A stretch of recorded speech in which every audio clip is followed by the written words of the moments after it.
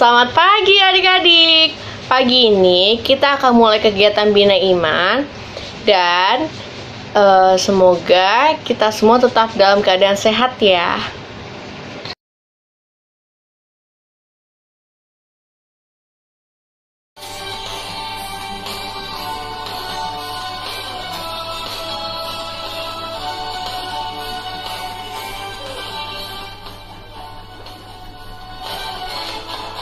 Dari terbit matahari sampai pada masuknya, biarlah nama Tuhan dipuji. Dari terbit matahari sampai pada masuknya, biarlah nama Tuhan dipuji.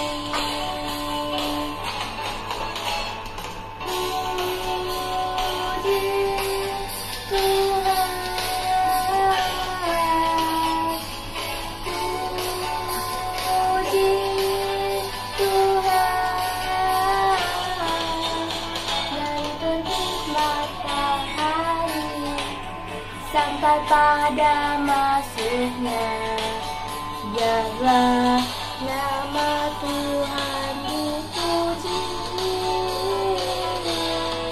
Dari terbit matahari sampai pada masuknya, biarlah nama Tuhan dipuji.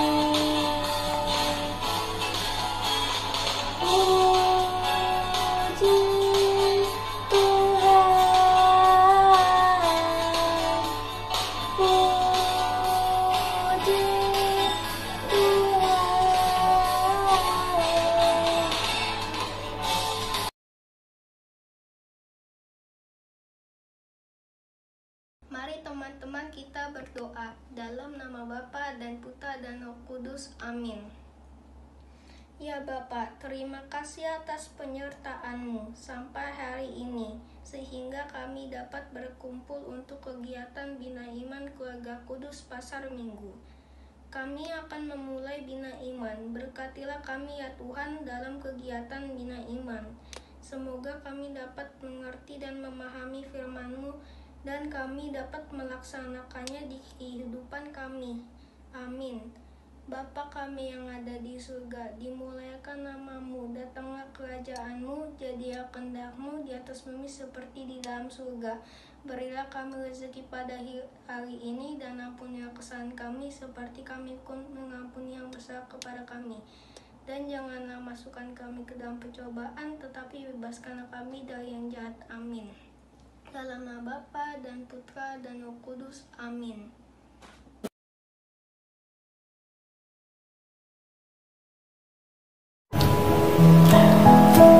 Bacaan Injil Markus bab 6 ayat 30 sampai dengan 34. Yesus memberi makan 5.000 orang.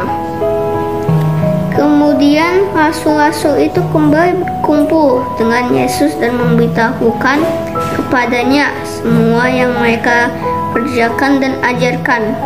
Lalu ia berkata kepada mereka, "Marilah ke tempat yang sunyi, supaya kita sendirian dan beristirahat seketika. Sebab begitu banyaknya orang yang datang dan yang pergi, sehingga makan pun mereka tidak sempat." Maka berangkatlah mereka untuk mengasingkan diri dengan perahu ke tempat yang sunyi. Tetapi pada waktu mereka bertolak banyak, orang melihat mereka dan mengetahui tujuan mereka. Dengan mengambil jalan darat, segeralah datang orang dari semua kota ke tempat singgah mendahului mereka.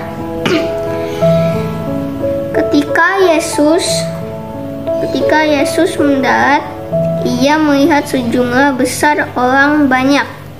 Maka tergeraklah hatinya oleh belas kasihan kepada mereka, karena mereka seperti domba yang tidak mempunyai gembala. Lalu mulailah mengerjakan banyak hal kepada mereka. Demikianlah Injil Tuhan. Terpujilah Kristus.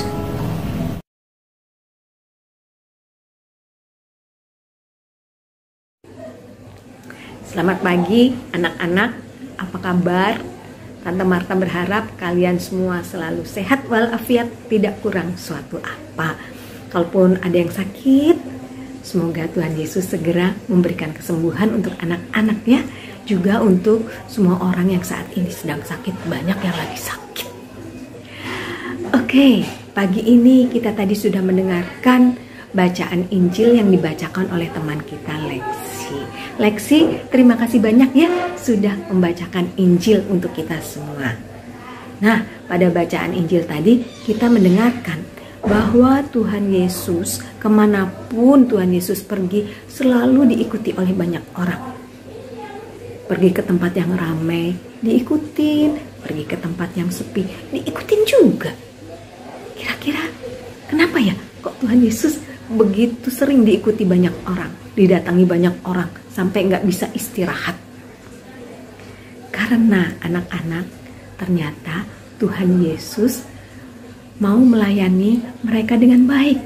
Ada yang bertanya, dijawab. Ada yang minta kesembuhan, disembuhkan. Ada yang ingin mendapatkan pengajaran tentang kerajaan Allah, diberikan. Tuhan Yesus juga bercerita tentang keselamatan, tentang kerajaan surga. Setiap orang bisa masuk surga, berbahagia bersama Allah Bapa. Itu sesuatu hal yang menyenangkan.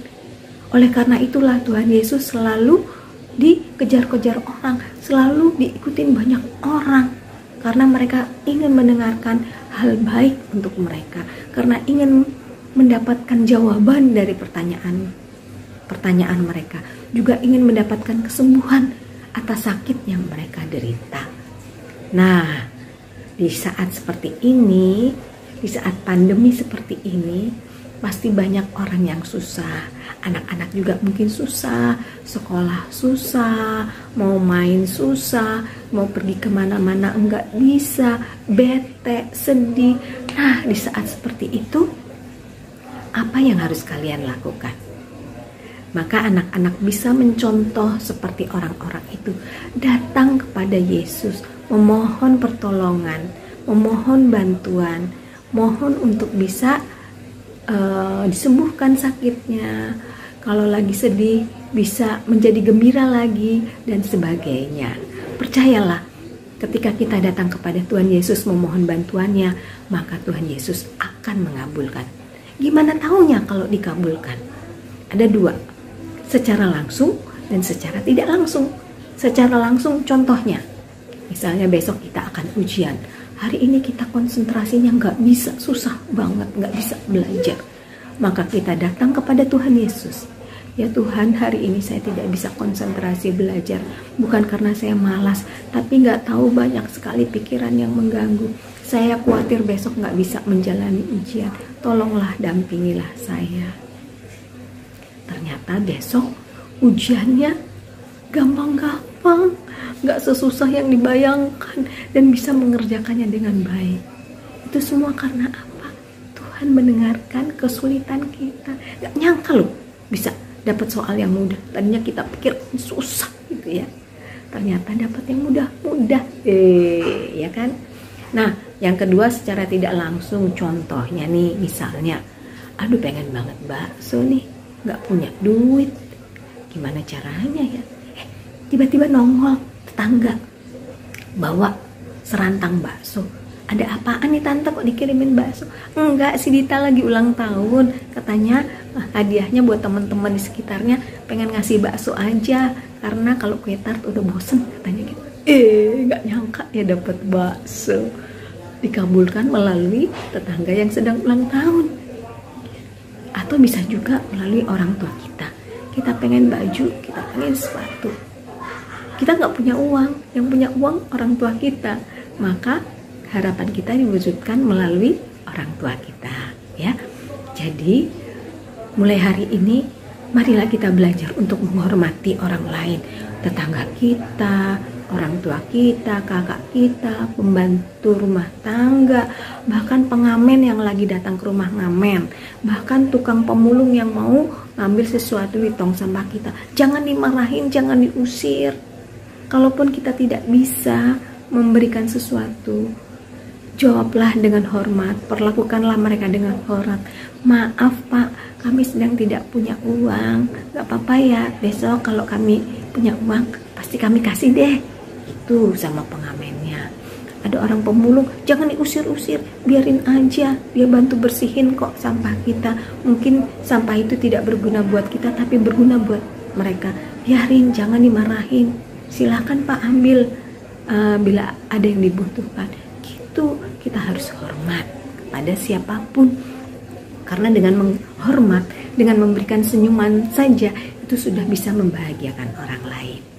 Nah, anak-anak, maka mulai hari ini mari kita belajar berbagi senyum, berbagi kasih, kalau punya berbagi makanan, berbagi uang. Paling tidak mari kita menghormati, karena dengan menghormati mereka pun pasti akan menghormati kita.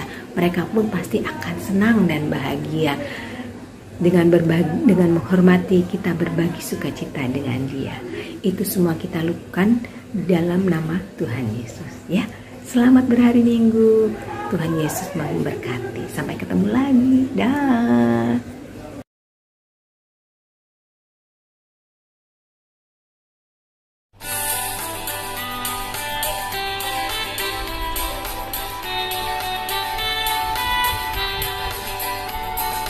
Lima roti dan dua ikan, Tuhan Yesus yang memberkati. Dimakan 5.000 orang, sisa 12 keranjang. Hai teman, apakah kau dengar? Dengarlah mukjizat Tuhan. Dimakan 5.000 orang, sisa 12 keranjang.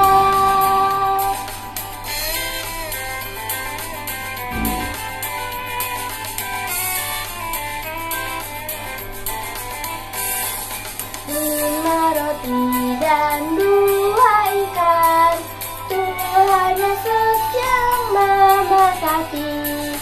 Dimakan 5.000 orang, sisa 12 keranjang. Hai teman, apakah kau dengar? Dengar mukjizat Tuhan. Dimakan 5.000 orang, sisa 12 keranjang.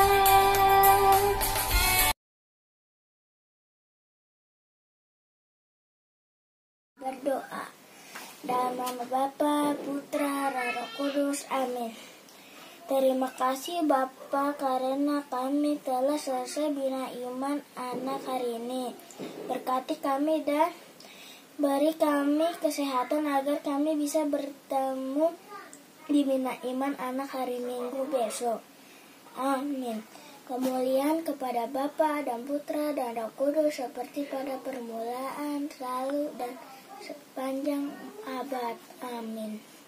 Dalam nama Bapa, Putra, dan Roh Kudus. Amin.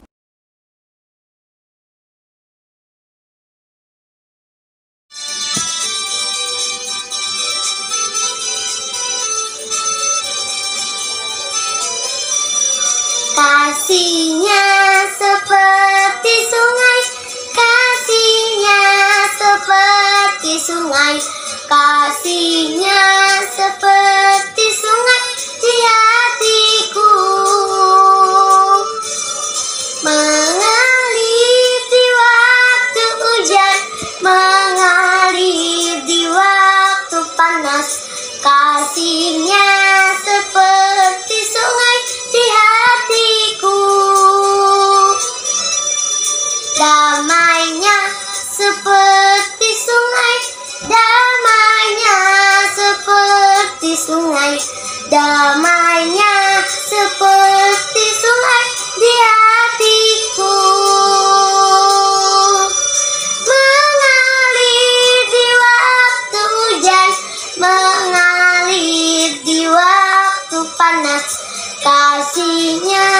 seperti sungai di hatiku.